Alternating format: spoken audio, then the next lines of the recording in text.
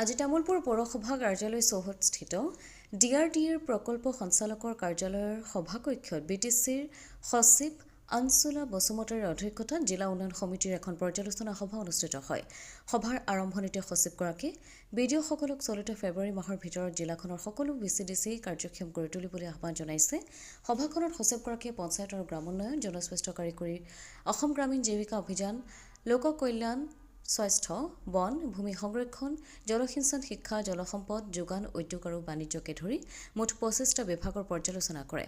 সভাত বিভাগসমূহৰ সমস্যাসমূহ বিতংকৈ আলোচনা কৰা হয় আৰু সচিবগৰাকীয়ে যিমান পাৰি সেইবোৰৰ সমাধানৰ আশ্বাস দিছে।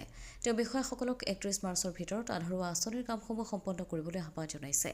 আজিৰ পৰ্যালোচনা সভাখন ডিআৰডিএৰ প্ৰকল্প সঞ্চালক ভাস্কৰজ্যোতি বৰুৱাই আঁত ধৰাৰ উপৰি সংশ্লিষ্ট বিভাগসমূহৰ বিষয়াসকল উপস্থিত আছিল বুলি মহকুমা তথ্য আৰু জনসংযোগ বিষয়া বিজয় বেজবৰুৱাই জনাইছে।